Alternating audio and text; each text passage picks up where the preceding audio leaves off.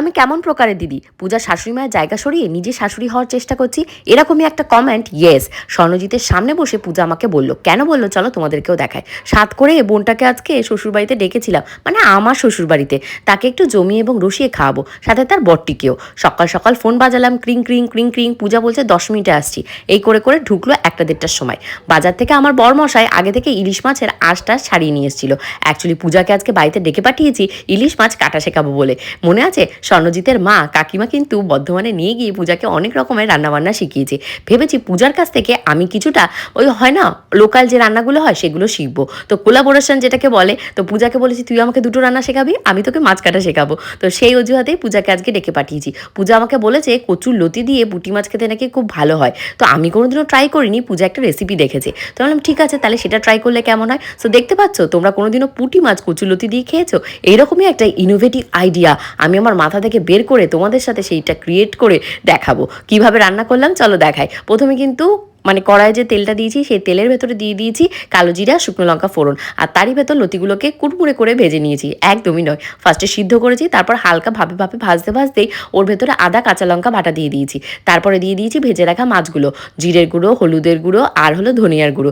এই দিয়ে মাছটাকে 15 থেকে 20 মিনিট ভালো করে টানা জালে ফুটিয়েছি। ফোটানোর পর আর 15 মিনিট অপেক্ষা করেছি মাছটা রান্না করার জন্য। So simple. আর আমি না পুরো রেসিপিটাই তোমাদের সাথে শেয়ার করে ফেললাম সিরিয়াসলি। তো চলো এবার সিরিয়াস কথাগুলো বলা যাক। পূজারা কিন্তু এখনও আসেনি, ওদের জন্য আমি বেলের শরবত থেকে শুরু করে স্যালাড, তারপর লাউয়ের ঘন্ট যেটা ইলিশ মাছের মাথা দিয়ে রান্না হবে, ভাত, তারপর টকের ডাল, চাটনি অলমোস্ট করে ফেলেছি। তা বাদেও মায়ের পাঠানো কাতলা মাছ, খাসির মাংস এগুলো তো সাথে ছিলই। আর তা বাদে আমরা কিন্তু কাঁকড়া মাছ খেতে প্রচণ্ড মানে পছন্দ করি আমি এবং পূজা, তাই কাঁকড়া মাছের পাতুরিও রেখেছিলাম। ফাইনালি পূজা চলে এসছে বড় সাইজের একটা রেড ভেলভেট কেক নিয়ে। ওই দেখো পূজাকে একটু ডোনাট খাইয়ে দিলাম, খেয়ে এবার বললাম অনেক খাওয়া দাওয়া হয়েছে, শরবত খাইয়ে মাথা ঠান্ডা হয়ে গেছে, এবার চল মাছ কাটা শিখবি, যার জন্য তোকে আজকে ডেকে ডেকে খাওয়াচ্ছি। তো স্বর্ণজিৎ সাথে ছিল, ও যেহেতু ছেলে মানুষ ও বেচারা তো মাছ টাছ কাটতেই পারে না। আমার বর যেমন মাছ চিনে আনতে পারে, স্বর্ণজিৎও কিন্তু বাজার থেকে ভালো ভালো মাছ আনে, আমি পূজার ভিডিওতে দেখেছি। তাই স্বর্ণজিৎকে আমি দেখাচ্ছিলাম আর বলছিলাম আজকের মাছটা কেমন হয়েছে। ও দেখে বললো সত্যি সত্যি মাছটা ভীষণই ভালো ছিল। এইবার পূজাকে বলেছি নে তুই মাছ কাট।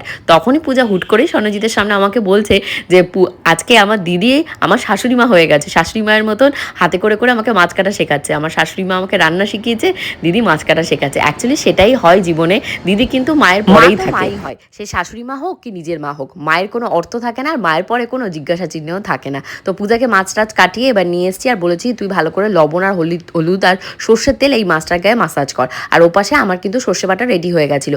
আগের দিন আমার মা রান্নাঘরে দাঁড়িয়ে দাঁড়িয়ে একটু রান্না কিনা করে দিয়েছে, বাবা কত প্রশ্নের বান আমাকে বিদ্ধ করে দিয়েছে। আজকে তোমরা